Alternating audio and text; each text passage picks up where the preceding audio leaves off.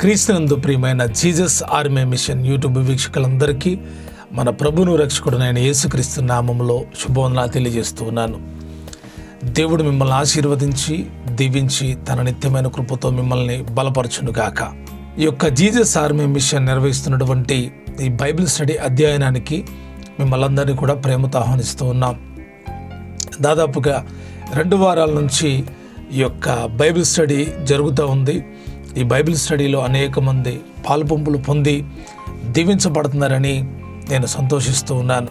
ఆధ్యాత్మిక జీవితంలో ప్రధానమైనటువంటిది ప్రకటన గ్రంథం 1వ అధ్యాయంలో మనం చదివినప్పుడు ఈ ప్రవచన వాక్యములు చదువువాడును వినువాడును గైకొనువాడును ధన్యులు అని రాయబడి ఉంటుంది.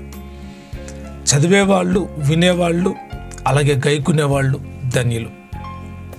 చదివేటువంటి అవకాశాన్ని దేవుడు మీకు ఇస్తే చదవండి, వినేటువంటి అవకాశం దేవుడు మీకు ఇస్తే వినండి. మీరు ఏది చదివారో మీరు ఏది విన్నారో దాన్ని పరీక్షించి మేలైన దాన్ని చేపట్టండి. మీరు మేలైన దాన్ని చేపడితే ప్రతిఫలం ఇచ్చేవాడు దేవుడే. కాబట్టి చదవడంలో నిర్లక్ష్యం చేయొద్దు, వినడంలో నిర్లక్ష్యం చేయొద్దు, అలాగే గైకొనడంలో నిర్లక్ష్యం చేయొద్దు. ఈ 3 మనం జరిగించాలి. చదవాలి, వినాలి, అలాగా నడుచుకోవాలి. మాకు చదువు రాదండి, మీకు చదువు రాకపోయినా మీరు వినండి. మీకు చదువు వచ్చి మీరు చదవకపోతే చాలా తప్పిదం చేసిన వాళ్ళు అవుతారు. దేవుడిస్తున్న చాలా ఆశీర్వాదాలకు మీరు దూరం అయిపోతారని గ్రహించాలి. చాలా అద్భుతమైనటువంటి విషయాలు పరిశుద్ధాత్మ దేవుడు బయలుపరుస్తూ ఉన్నాడు. క్రొత్త నిబంధన గ్రంథంలో మత్తయి సువార్తలో జరుగుతున్న సంభవాల గురించి గొప్ప అవగాహన మీకు కలిగిస్తున్నాను అని నేను నమ్ముతున్నాను. ఎందుకంటే చాలా అద్భుతమైనటువంటి విషయాలను పరిశుద్ధాత్మ దేవుడు తెలియజేస్తూ ఉన్నాడు. నేను మరలా మీకు బోధించిన తర్వాత మరలా నేను వీడియో వింటున్నప్పుడు అయ్యో చాలా విషయాలు మర్చిపోయానని బాధ కలుగుతుంది. అయితే అన్ని విషయాలు చెప్పడానికి నేను సిద్ధపడి ఉన్నప్పటికీ వీడియో లెంత్ ఎక్కువ అవడం మూలాన చాలా కుదిచి క్లుప్తంగా వివరించడం జరిగింది. ఈరోజు స్పెషల్గా ఈ వీడియో ఎందుకోసమంటే ఈ వారంలో 13వ అధ్యాయం నుండి 22వ అధ్యాయం వరకు మనం ధ్యానించాం. 13వ అధ్యాయం నుండి 22వ అధ్యాయం వరకు మనం ధ్యానించాం. ఈ 13 నుండి 22 అధ్యాయాల్లో జరిగిన ప్రాముఖ్యమైన సంఘటనల్ని మీకు ఒకసారి గుర్తు చేయాలని నేను ఆశిస్తూ ఉన్నాను. ప్రాముఖ్యమైనటువంటి సంగతులు తప్పకుండా తెలుసుకోవాలి. వాటిని నేను క్లుప్త వివరణతో రాసి పెట్టుకున్నాను, మీకు ఎక్స్ప్లెనేషన్ చేస్తూ ఉంటా, మీరు గమనించండి. మొట్టమొదటిగా 13వ అధ్యాయంలో మనం గమనించినప్పుడు 13వ అధ్యాయంలో ప్రత్యేకమైనటువంటి బోధ యేసుక్రీస్తు ప్రభువారు బోధించిన అనుభవం చాలా ప్రత్యేకంగా ఉంది. అనేకమైనటువంటి ఉపమానాలని యేసయ్య 13వ అధ్యాయంలో బోధించాడు. ఏవే ఉపమానాలని ఆయన బోధించాడంటే మొట్టమొదటిగా విత్తువాడి ఉపమానం. దేవుని వాక్యాన్ని ప్రజలు ఎలా స్పందిస్తారో ఈ యొక్క విత్తువాని ఉపమానం మనకి తెలియజేస్తూ ఉంది. కొన్ని విత్తనాలు త్రోపక్కన పడినాయని, కొన్ని విత్తనాలు రాతి నేల పడినాయని, కొన్ని విత్తనాలు మంచి నేల పడినాయని, మంచి నేల పడిన విత్తనాలు 30 60 100 ఫలిస్తున్నాయి అని యేసయ్య బోధించిన బోధ చాలా అద్భుతమైనటువంటి వివరణ విత్తువాని గురించి ప్రకటించడం జరిగింది. అలాగే ఆ విత్తువాని ఉపమానం మధ్యలో అంటే ఆ భావానికి విత్తువాడు ఉపమానం చెప్పి భావం చెప్పడానికి మధ్యలో గురుగులను గురించినటువంటి సంగతి, గురుగులను గురించినటువంటి ఉపమానం కూడా వేసే చెప్పాడు. నిజంగానే దేవుని పిల్లల మధ్యలో గురుగులు కూడా నాటబడుతున్నాయి. అందుకే కృప కలిగిన దేవుడు వాటిని పెరికివేయట్లేదు. ఎందుకు పెరికివేయట్లేదయ్యా అని మనము ఆలోచిస్తే యజమానులు అడుగుతారు, మేము వెళ్ళి పెరికేస్తామంటే యేసయ్య అన్నాడు, మీరు పెరకొద్దు. ఒకవేళ మీరు అలా పెరుగుతూ ఉంటే మంచివి కూడా వచ్చేస్తాయేమో. ఒకవేళ మంచి గోధుమలు కూడా ఈ గురుగులతో పాటు వస్తాయేమో. కాబట్టి వాటికి టైం వస్తుంది. అప్పుడు మీరు మంచి వాటిని గురుగుల్ని వేరు చేయండి, గురుగుల్ని కట్టలు కట్టి అగ్నికి వేయమని యేసయ్య చెప్తాడు.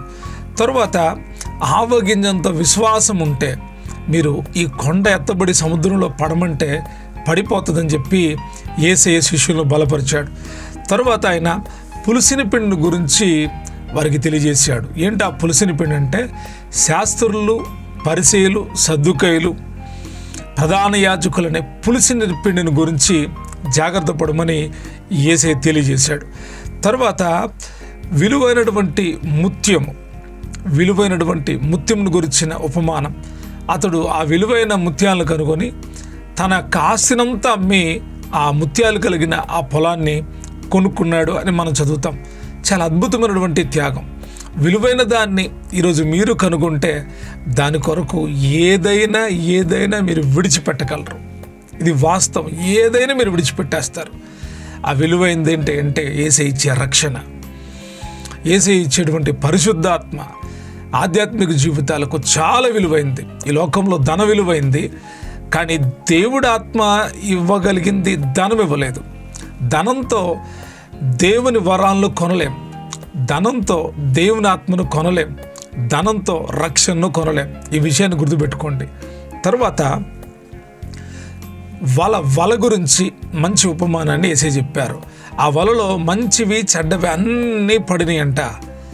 ఇది ప్రభు యొక్క అంతిమ రాకడకు గుర్తుగా ఉంది. అంటే ఆయన సముఖం ఎదుట అందరు నిలబడారంట.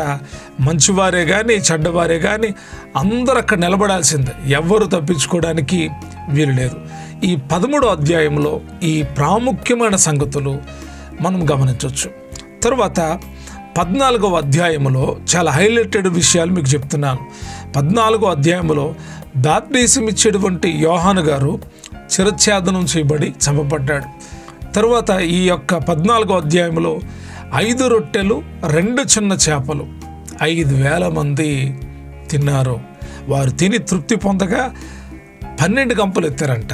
దేవుని యొక్క ఆశీర్వాదం ఎలా ఉంటుందో ఈ 14వ అధ్యాయంలో చాలా స్పష్టంగా రాయబడింది. తర్వాత మనం గమనించినప్పుడు చాలా హైలైటెడ్ విషయం ఏంటంటే యేసుక్రీస్తు ప్రభువారు నీళ్ల మీద నడవడం. వీళ్ళు అప్పటి వరకు ఎప్పుడు కూడా ఆ అనుభవాన్ని చూడలేదు.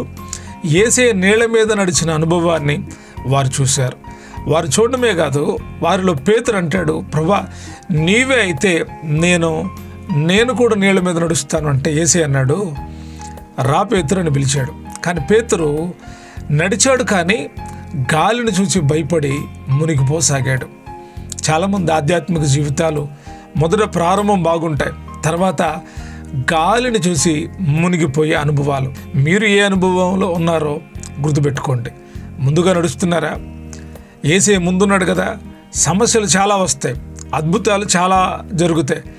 అద్భుతాలనే చూస్తా సంతోషంగా వెళ్ళిన నువ్వు సమస్యలు వచ్చినప్పుడు ముందుకు వెళ్ళగలుగుతున్నావా? నిలిచిపోయి మునిగిపోతున్నావా? గాలిని చూస్తే భయం కలుగుతుంది, యేసయ్యను చూస్తే ధైర్యం కలుగుతుంది. గాలిని చూసిన పేతురు భయపడ్డాడు, యేసును చూసినంతసేపు నడుస్తూనే వచ్చాడు. గమనించాలి, హైలైటెడ్ విషయం. ఈ విషయాన్ని ఈ 14వ అధ్యాయంలో మనం గమనించగలం. ఈ 14వ అధ్యాయంలో ఇవన్నీ కూడా చాలా ప్రాముఖ్యమైనటువంటి విషయాలు. తర్వాత 15వ అధ్యాయంలో ప్రాముఖ్యమైనటువంటి ప్రస్తావన. పరిసయ్యులు, శాస్త్రులు బాగా ఆయన శోధించడం మొదలు పెడతారు. మొట్టమొదటిగా ఎలాగ వాళ్ళు శోధిస్తారంటే యేసయ్యని ప్రశ్నలతో శోధిస్తూ వస్తున్నారు. ఎటువంటి ప్రశ్నలు అంటే వాళ్ళు అంటారు కదా, నీ శిష్యులు ఎందుకని చేతులు కడుక్కోకుండా భోజనం తింటున్నారు అని. అంటే యేసయ్య వాళ్ళు కడుక్కోలేదు తప్పే అని చెప్పట్లేదు, కానీ చాలా ప్రాముఖ్యమైనటువంటి బోధ ఈ యొక్క పరిసయ్యులకి, శాస్త్రులకి యేసయ్య చెప్పాడు. నోటిలోనికి వెళ్ళేది మనుషుల్ని అపవిత్రపరచదు, కానీ నోటి నుండి బయటకు వచ్చేది మనుషుల్ని అపవిత్రం చేస్తుందని, ఏ కార్యాలు మనుషుల్లో నుండి బయటకు వచ్చి మనిషిని అపవిత్రం చేస్తాయి అని యేసయ్య వారికి వివరిస్తే వారి నోర్లు మూతబడ్డాయి. వారు వేసిన ప్రశ్నకి మరొక ప్రశ్న వేయడానికి వాళ్ళు భయపడిపోయారు. తర్వాత మనం గమనించినప్పుడు ఒక కానానీయులైనటువంటి స్త్రీ తన కుమార్తె చావు బతుకుల్లో ఉంటే ఆమెను స్వస్థపరచాలని యేసయ్య దగ్గరకు వచ్చి అడిగితే యేసయ్య అన్నాడు, అమ్మ, కుక్కల రొట్టె తీసుకొని కుక్క పిల్లలకు వేటి యుక్తం కాదు, నశించిన ఇశ్రాయేలు కొరికి నేను వచ్చాను అని యేసయ్య మాట్లాడితే ఆ కానానురాలైనటువంటి స్త్రీ ఆయన మాట చెప్పాడు కదా, వదిలిపెట్టేసి వెళ్ళిపోలా. కానీ ఆయన వెంబడించి కరుణించమని అడిగింది. యేసయ్య చేత అమ్మా నీ విశ్వాసం గొప్పది అని సాక్ష్యం పొందింది. చాలా అద్భుతమైనటువంటి విషయం. ఈ యొక్క 15వ అధ్యాయములో ఇంకా అద్భుతమైనటువంటి విషయం ఏంటంటే 7 రొట్టెలు 2 చిన్న చేపలు, 7 రొట్టెలు కొన్ని చిన్న చేపలు, 4,000 మంది పురుషులు తినగా స్త్రీలు పిల్లలు కూడా తిన్నారంట. అంటే 4,000 మందికి పైగానే. 14వ అధ్యాయంలోనేమో 5 రొట్టెలు 2 చిన్న చేపలు కనపడతాయి. ఈ 15వ అధ్యాయంలో 7 రొట్టెలు కొన్ని చేపల్ని యేసయ్య ఆశీర్వదిస్తే అక్కడికి వచ్చిన వారందరూ తిని తృప్తి పొందారంట. యేసయ్య ఆశీర్వాదం ఎప్పుడూ తృప్తిని కలిగించేటువంటిది అయి ఉంటుంది. ఆయన బ్లెస్ చేశాడా మనం దీవించబడినట్టే, మన ఆహారం దీవించబడినట్టే. కనుక ఈ 15వ అధ్యాయంలో ఈ క్లుప్త వివరణ ఉంది. తరువాత 16వ అధ్యాయంలో మరలా యేసయ్య చాలా స్పష్టమైనటువంటి బోధ చేస్తూ ఉన్నాడు. పరిశీల పులిసిన పిండిని గురించి హెచ్చరిక చేస్తున్నాడు. వీళ్ళు అంటున్నారు యేసయ్య మన గురించే ఈ మాటలు చెప్పాడు అనుకుంటున్నారు. ఎందుకంటే ఈ 16వ అధ్యాయంలో వారు రొట్టెలు తేవడం మర్చిపోయారంట. వారు రొట్టెలు తేవడం మర్చిపోయాను వాళ్ళు అనుకుంటుంటే యేసయ్య అంటాడు, మీరు పరిశీలన పులిసిన పిండిని గురించి జాగ్రత్త పడండి అని యేసయ్య చెప్తున్నాడు. వాళ్ళకి అర్థం కాల, మన గురించి యేసయ్య ఇలా చెప్పాడు అని అనుకుంటే యేసయ్య అంటాడు, కాదు మీ గురించి కాదు, పరిసయ్యులు సద్దుకాయలను తప్పుడు బోధల గురించి, వారు చెప్తున్న అబద్ధ బోధల గురించి జాగ్రత్త పడమని యేసయ్య తెలియజేశాడు. ఇది చాలా హైలైటెడ్ విషయం. మనం కూడా ఈ కడవరి దినాల్లో పరిసయ్యుల సద్దుకాయల బోధలు జరుగుతున్నాయి. గుర్తుపట్టాలి, ప్రతి బోధను పరీక్షించాలి. ఏవి మంచివో, ఏవి చెడ్డవో, ఏవి ఆత్మ సంబంధమైనవో, ఏవి శరీర సంబంధమైనవో మనం తప్పకుండా గుర్తెరగాలి. గుర్తుంచుకోండి. తరువాత శిష్యులను లేసి అడుగుతాడు, ఇదిగో జనాల గురించి ఏమనుకున్నారంటే ఒకళ్ళు ప్రవక్త అని, ఒకళ్ళు మోసే అని, ఒకళ్ళు ఏలియా అని, ఒకళ్ళు ఇరిమే అని, ఇలాగా ప్రవక్తల్లో ఒకడని ఇలాగ సమాధానం చెప్పారు. అయితే పేతురు అంటాడు, నీవు జీవంగల దేవుని కుమారుడు అని ఆయన గురించి సాక్ష్యం ఇస్తాడు. నిజంగా అద్భుతమైనటువంటి సంగతి. యేసయ్య అంటాడు, పరలోకములో ఉన్న తండ్రి నీకు బయలుపరిచాడే కానీ లేకపోతే నీకు తెలిసేది కాదంటాడు. చాలా అద్భుతమైనటువంటి విషయం. ఈ యొక్క 16వ అధ్యాయంలోనే యేసయ్య శిష్యులకు చెప్తాడు, ఇదిగో నేను చనిపోబోతున్నాను, మరలా తిరిగి లెగుస్తాను, 3వ దినాన్ని తిరిగి లెగుస్తాను, నన్ను అప్పగిస్తారు అని చెప్పి శిష్యులకు గుర్తు చేస్తూ ఉన్నాడు. ఈ మాట అంతకు మునుపు అధ్యాయంలో కూడా ఉంటుంది. మరలా యేసయ్య గుర్తు చేస్తూ ఉన్నాడు. ఇది 16వ అధ్యాయంలో ఉన్నటువంటి వివరణ. 17వ అధ్యాయంలో చాలా ప్రాముఖ్యమైనటువంటి విషయం ఏంటంటే యేసయ్య రూపాంతరం చెందడం. ఆయన రూపాంతరం చెందడం పేతురు, యోహాను, యాకోబులు చూశారు. వారు చూసినప్పుడు పేతురు అన్నాడు, ప్రభువా మనం ఇక్కడ ఉండడం మంచిది, నీకొకటి, మోషేకొకటి, ఏలియాకొకటి 3 పర్ణశాలలు కట్టుదాము అని పేతురు అంటే పేతుర్ని యేసయ్య పొగడలేదు, లేకపోతే ఆ పని చేయడానికి ప్రోత్సహించలేదు, కానీ చాలా హెచ్చరిక చేసి పేతుర్ని సరిచేశాడు. నువ్వు మనుషుల సంగతిని ఆలోచిస్తున్నావు. మొదట దైవికంగా దేవుని కృప పొందినోడుగా కనబడ్డాడు, కానీ ఇక్కడ మనుషుల స్వభావంతో ఆలోచిస్తున్నావు. అలా ఆలోచించొద్దని చెప్పాడు. కట్టడాలు ముఖ్యం కాదు, కానీ నేను ముఖ్యమని చెప్పాడు ఆయన. కాబట్టి ఇక్కడ యేసయ్య తానే గొప్పవాడిని సాక్ష్యం ఇచ్చడానికి ఆయన చెప్పలేదు, కానీ ఆకాశము నుండి జరిగిన సంగతి ఏంటంటే ఒక శబ్దం వాళ్ళకి వినబడింది. ఆ శబ్దంలో ఒక స్వరం వినబడుతుంది. ఏంటంటే ఈయనే నా ప్రియకుమారుడు, ఈయన ఎందు నేను ఆనందించుచున్నాను, ఈయన మాట వినండి అని శబ్దం వచ్చింది. వారికి ఆశ్చర్యం వేసింది. ఎందుకంటే మనం యేసయ్య మాటే వినాలి, ఇంకెవ్వరి మాట వినకూడదు. తర్వాత మూర్ఛరాగం కలిగినటువంటి వాళ్ళని శిష్యులు స్వస్థపరచలేకపోయారు, కానీ యేసయ్య స్వస్థపరిచాడు. శిష్యులు అడిగారు, మేము ఎందుకు స్వస్థపరచలేకపోయామంటే మీ అవిశ్వాసం చేతనే అన్నాడు. విశ్వాసం కలిగి ఉంటే చాలా అద్భుతాలను జరిగించవచ్చు. తరువాత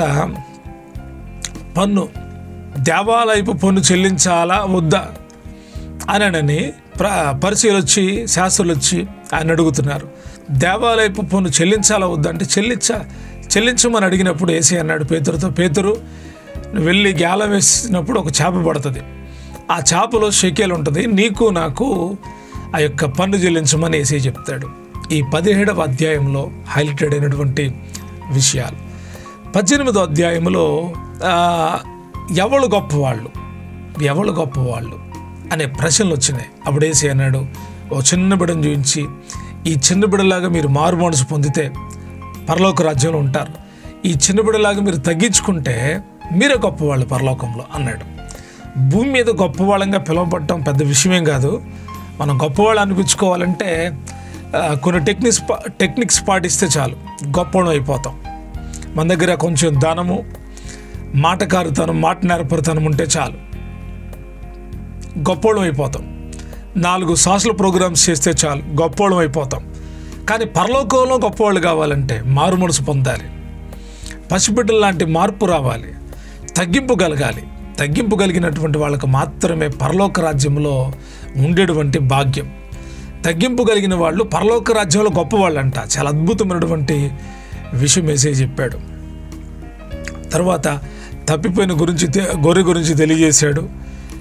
ఆ 99 వాటిని విడిచిపెట్టి ఆ ఒక్క గొర్రెను వెతికి ఆయన తీసుకొచ్చినట్టుగా ఓ చక్కటి సంభవం మనం చూస్తాం. తర్వాత ఒక సహోదరుడు నీ సహోదరుడు పాపం చేస్తే నువ్వేం చేయాలి? మొదట ఆ సహోదరుని ఒంటరిగా వెళ్ళి హెచ్చరించాలి. రెండవదిగా అప్పుడు ఆ సహోదరుడు వినకపోతే రెండవదిగా 2-3 సాక్షులు ఎదుట ఆ సహోదరునికి బుద్ధి చెప్పాలి. అప్పుడు కూడా వినకపోతే అతన్ని దేవాలయంలో ఒక సంఘంలోనికి తీసుకొచ్చి అక్కడ బుద్ధి చెప్పాలి. ఒకవేళ అప్పుడు కూడా వినకపోతే అతన్ని అన్యునిగాను సుంకరగాను ఎంచమని యేసయ్య చెప్పాడు. తర్వాత పేతురు అంటాడు, ప్రభు ఒక మనిషిని ఎన్నిసార్లు క్షమించాలి అంటే 70 ఏళ్ల మట్టుకు అని యేసయ్య బోధించాడు. క్షమాపణ చాలా ప్రాముఖ్యమైంది. ఈ 18వ అధ్యాయంలోనే యేసయ్య చాలా క్షమాపణ గురించి చక్కటి ఉపమానాన్ని చెప్పాడు. ఒక యజమానుడికి దాసుడు అప్పున్నాడు. అతడు అప్పున్నది క్షమించాడు, కానీ ఆ క్షమించబడినవాడు తాను కిందున్న వాడిని క్షమించలేదు. అందుకే క్షమించబడినవాడు తిరిగి తన క్షమాపణ కోల్పోయి బాధలు అనుభవించాడు. ఈ అద్భుతమైనటువంటి విషయం 18వ అధ్యాయంలో మనం చూస్తాం. ఇప్పుడు 19వ అధ్యాయాన్ని క్లుప్తంగా వివరిస్తున్నాను. ఇక్కడ విడాకులు తీసుకునే దాని గురించిన మోషే నియమించిన ధర్మశాస్త్రానికి అనుగుణంగా వాళ్ళు మాట్లాడినప్పుడు అసలే విడాకులు అంటే ఏంటి, తీసుకోవచ్చా తీసుకోకూడదా అని యేసయ్య చెప్పాడు. తర్వాత చిన్నపిల్లల్ని ఆశీర్వదించాడు. తర్వాత ఒకడు వచ్చి అంటాడు, ప్రభా నేను నిత్యరాజ్యంలో వారసుని కావాలంటే యేసయ్య అన్నాడు ఆజ్ఞలు పాటించు అన్నాడు. ధర్మశాస్త్రంలో ఉన్న ఆజ్ఞలు పాటించు అన్నాడు.